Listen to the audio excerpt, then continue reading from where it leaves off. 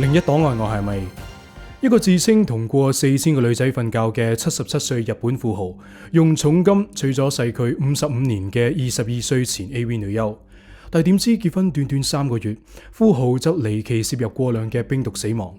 到底係嬌妻為財謀殺，定係老人家為咗展現雄風拍錯藥意外身亡呢？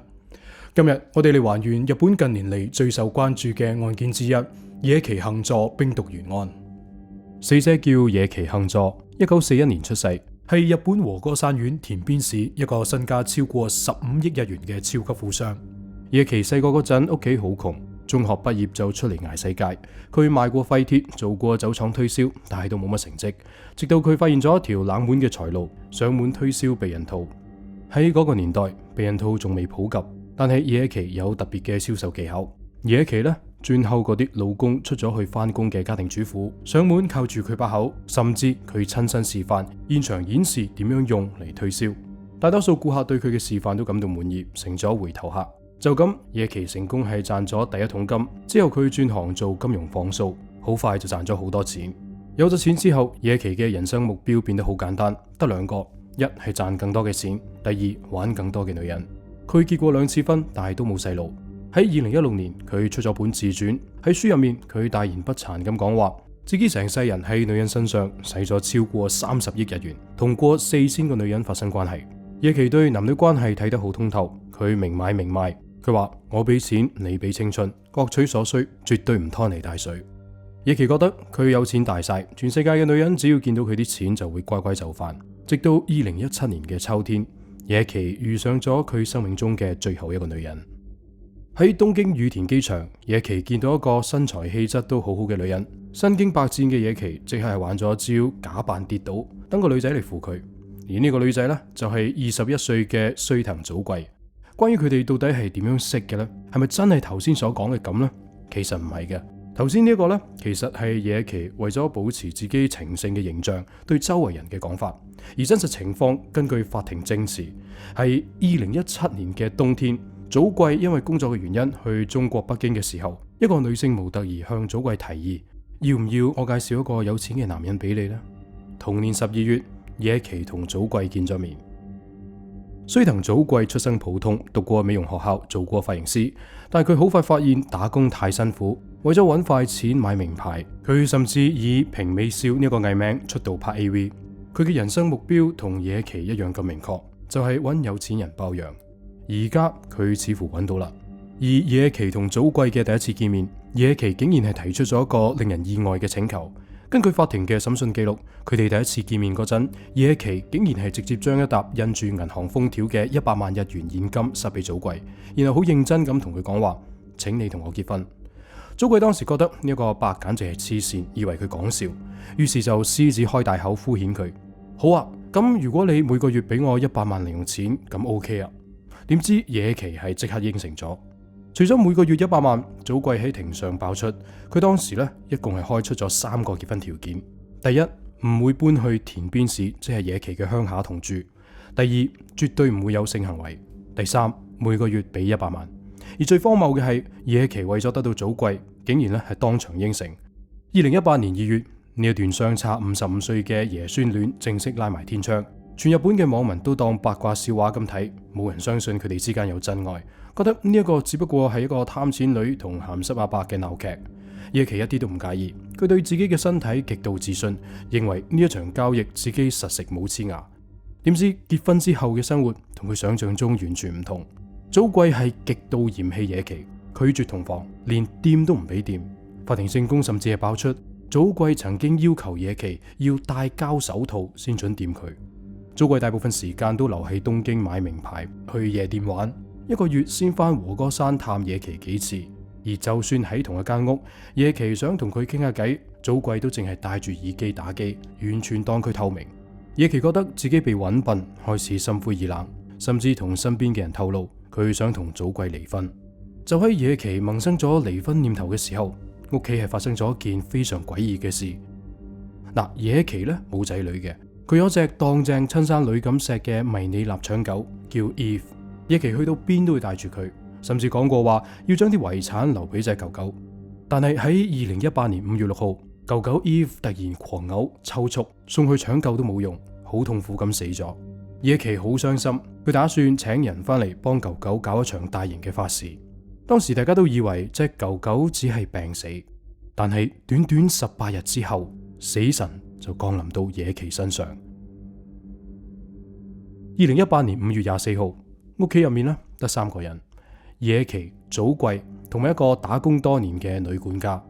根據法庭嘅最新時間線，當日中午佢哋3個一齊食咗餐飯，去到下晝3點，管家出咗街，成間大屋呢淨係剩低野崎同早貴。下晝6點鐘左右，野崎喺1樓飲咗樽啤酒，然後呢就自己上咗2樓睡房。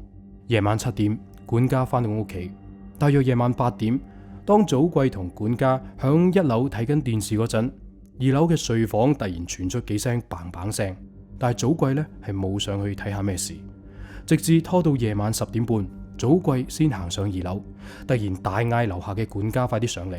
管家衝上2樓，見到野崎赤裸上身攤響梳化度，已經冇晒呼吸同心跳。法醫進行解剖，結論係野崎死於急性冰毒中毒，因為佢身上冇任何嘅針孔，而且法醫根據野崎個胃嘅冰毒濃度，證實野崎係口服冰毒致死。由於當日下晝管家出咗街，屋企係冇外人，警方懷疑係須藤早貴將過量嘅冰毒溝入啲啤酒度。警方調查早貴，發現咗好多可疑嘅地方。警方復原咗早貴部手機，發現佢喺野崎死前嘅2個月，頻繁搜尋興奮劑、老人死亡、完美犯罪、遺產繼承等等呢啲關鍵字。佢仲通過地下網站聯絡過東京嘅毒品賣家，手機定位顯示佢的確係去過賣家交收嘅地點。喺早貴手機呢，仲發現咗一個重要嘅資訊。法醫認為野崎係響4點50到8點鐘之間攝入冰毒嘅。而呢段期間呢，早貴手機嘅健康管理應用程式數據顯示，早貴曾經係8次上落2樓。而更加令人懷疑嘅係佢嘅態度。喺野崎嘅喪禮上，早貴被傳媒影到，佢唔單止係冇流過一滴眼淚，仲一邊低頭撳手機，一邊忍唔住喺度偷笑。野崎死之後幾個月，佢仲私自將野崎公司3800萬日元嘅資產轉落佢自己嘅私人戶口度。當野崎被法醫證實死於冰毒之後，傳媒同警方只係將矛頭指向之前突然離奇死亡嘅狗狗 Eve。警方懷疑兇手根本係將狗狗 Eve 當成白老鼠。為咗揾出證據，警方帶隊去到野崎屋企嘅後花園，將狗狗 Eve 嘅屍體挖出嚟進行毒理化驗。所有人都以為只要喺狗狗嘅體內驗出冰毒，就可以成為將早貴定罪嘅關鍵證據。但係點知化驗結果係震驚咗所有人。法醫喺狗狗 Eve 體內竟然係完全驗唔到任何冰毒嘅成分。咁個狗狗究竟係點死嘅呢？唔通個狗狗真係只係急病死？無論點啦，呢一個發現結果令到成單案嘅調查陷入咗可怕嘅迷霧當中。狗狗呢度揾唔到證據，警方將調查嘅重點放喺啤酒樽度。案發當晚，野崎死之前呢係飲過啤酒，警方懷疑早貴就係將冰毒溝落呢一樽啤酒度。為咗揾證據，警方將野崎屋企嘅2000個啤酒吉樽全部扣查去化驗。聽到呢度肯定有細心嘅觀眾會問：扣查咗2000個酒樽，邊度嚟咁多啊？其實係咁嘅。野崎幸助除咗做放數，佢仲開咗一間酒類批發公司，而佢屋企呢，正正就連住公司嘅大倉庫。響日本賣玻璃樽裝啤酒嘅酒商係需要去各大餐廳、居酒屋回收吉樽。儲夠一大批咧，就再退翻俾啤酒廠。警方懷疑兇手落完毒之後，有可能將作案嘅呢一個吉樽直接係掟入公司倉庫嘅回收堆入面毀屍滅跡。所以警方係不惜將倉庫入面準備退翻俾啤酒廠嘅2000個吉樽全部扣起，逐個攞去做毒理化驗。但係化驗結果係再一次令所有人都跌晒眼鏡。呢2000個吉樽入面，竟然全部都驗唔到任何冰毒嘅成分。雖然警方依然係揾唔到任何直接嘅證據，但係2021年4月，經過3年嘅證據搜集，佢哋認為足夠入罪，正式拘捕須藤早貴，告佢謀殺同非法持有毒品。同時喺調查過程中，佢哋亦都發現咗早貴嘅另一個秘密。呢個早貴根本就係一個有前科嘅職業騙子。根據法庭記錄，早喺2014年，當時仲係10幾歲嘅祖貴，響北海道一家高級夜店做陪酒公關嗰陣，鎖定咗一個61歲嘅男客。佢假扮同人哋拍拖，跟住呢，呃對方講話佢自己要準備出國留學，需要保證金。祖貴喺佢19歲嗰年，分3次呃咗呢個阿伯近3000萬日元。就喺2024年9月2號，和歌山地方法院裁定佢詐騙罪成，判佢入獄3年6個月。咁既然佢係一個職業騙子，又有齊咁多可疑嘅搜尋記錄，仲有埋買毒品嘅記錄，咁佢呢個謀殺罪係唔係就肯定走唔甩呢？其實唔係嘅。祖貴嘅辯護律師喺庭上拋出咗幾個極具殺傷力，令控方無法反駁嘅論點。首先第一，買毒品係為咗幫老公重振雄風，而毒品呢係野崎自己食嘅。辯方喺庭上講話，野崎自封情聖，極度貪戀女色，但當時77歲嘅野崎因為性功能衰退，佢就俾咗20萬日元祖貴，嗌佢買啲冰毒翻嚟。祖貴話佢只係奉命行事，佢就上網去揾買家，將買翻嚟嘅嘢當春藥咁交俾老公。辯護律師指出，好有可能係野崎老人家自己食嘅時候唔識控制分量，為咗展現雄風，自己拍大咗，導致心臟負荷唔到而死亡。辯方認為呢一個推論完美符合野崎死要面嘅人設。第二，祖貴買翻嚟嘅毒品可能係假嘅。呢一個呢係庭上最荒謬、最戲劇性嘅一幕。為咗證明祖貴買過毒品，檢控官係傳召咗當時交收嘅2個毒品拆家上庭，但係點知檢控官竟然被佢自己嘅證人反插一刀。毒品拆家 A， 呢個 A 呢係負責做交收嘅，響庭上講話佢係賣咗4到5克真嘅冰毒俾祖貴。毒品拆家 B，B 呢係負責接單同包裝嘅。咁佢就講話啦，佢當時見祖貴咩都唔識，於是乎就買咗包冰糖俾佢呃錢。A 同 B 嘅證詞相互矛盾。祖貴仲喺庭上講話，野崎試完佢買翻嚟嘅嘢之後，大發脾氣鬧佢，話完全冇用，假嘢嚟嘅，以後都唔揾你買啦。辯方律師仲借力打力，反問控方，連你哋自己嘅證人都話賣嘅係冰糖，咁野崎體內嘅致死冰毒到底係點樣嚟嘅呢？辯方律師認為，絕對有理由相信係野崎自己去買嘅。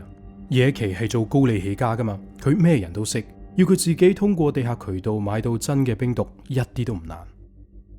第三，落藥手法成謎。辯護律師喺庭上指出咗一個核心嘅醫學常識：冰毒呢係好苦噶。如果祖貴將超過致死劑量嘅冰毒溝入樽啤酒度，野崎飲第一啖就一定會覺得難飲而嘔翻出嚟，根本就冇可能不知不覺吞晒落肚。控方一路咬住祖貴手機有搜尋過完美犯罪、老人死亡等等呢啲字眼，但律師就反擊話，祖貴部手機呢完全冇搜尋過點樣去掩蓋苦味、點樣去呃人飲落肚嘅記錄。控方又提出4點50到8點之間，祖貴曾經係8次上落2樓，但係辯方就講話，管家翻嚟之後係冇聽過任何嘅拗叫啊，又或者求救，證明祖貴絕對係冇強迫過野崎做任何嘢。祖貴嘅辯護律師喺最終結案陳詞度拋出咗一句極具殺傷力嘅名言，佢話將幾多層淺灰色疊埋一齊，都絕對唔會變成黑色。律師話，控方提出嘅所有嘢，全部都只係充滿疑點嘅間接證據，但喺刑事法庭上冇直接證據就絕對唔可以定罪。2024年12月12號，和歌山地方法院的確係接納咗辯方嘅邏輯。法官認為控方始終係無法證明落藥嘅手法，亦都無法排除係野崎自己誤服過量嘅可能性。基於疑點利益歸於被告，法庭宣判須藤祖貴謀殺罪名不成立。對於呢個判決，控方唔服，提出上訴。但係就喺啱啱過去嘅2026年3月23號，大阪高等法院2審宣判，法院維持原判，須藤祖貴依然無罪。法官話，雖然祖貴案發當日行為可疑，但係檢控官始終係證明唔到佢究竟係用咗咩手法，先可以神不知鬼不覺咁令野崎吞落咗咁大劑量嘅冰毒。控方目前已經喺2026年嘅4月6號將案件終極上訴到日本最高法院。講到呢度，大家最關心嘅肯定係野崎嗰15億日元嘅遺產點算。野崎生前呢係寫過一張好潦草嘅遺囑，話要將全部身家捐俾田邊市。佢啲親戚當然唔服啦，告上法庭。雖然二審裁定遺囑有效，但係親戚目前已經將單案打到上最高法院。至於須藤早貴，雖然佢之前因為詐騙案被判刑3年半，但係因為佢由2021年起就一路被還押，3年幾嘅還押期已經係抵消晒嗰啲刑期。隨住謀殺案連續2審獲判無罪，佢已經係重獲自由身。最諷刺嘅係，根據日本法律，作為遺孀，佢依然係享有法定嘅遺留分，即係話雖然野崎有遺囑話要將全部身家捐晒俾田邊市，但係早貴根據法律依然係有權分走一半嘅遺產，大約係7.5億日元。而家咧佢有官司喺身，呢筆錢暫時被凍結咗，但係只要最高法院一日未判佢謀殺罪成，佢就依然保留住分走呢一筆錢嘅合法權利。而只要終審一宣判佢無罪，呢7.5億佢就可以名正言順咁袋落袋。